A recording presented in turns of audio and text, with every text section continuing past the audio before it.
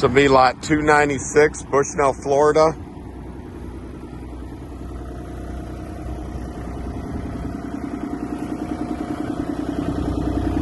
This little Bobcat E32.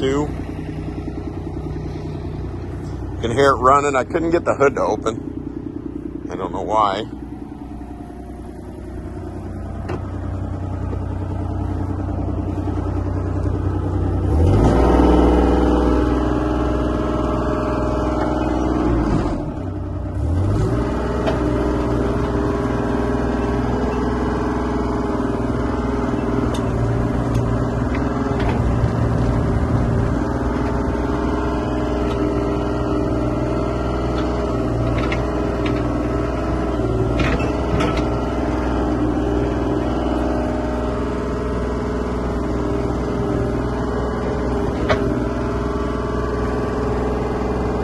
Runs and drives.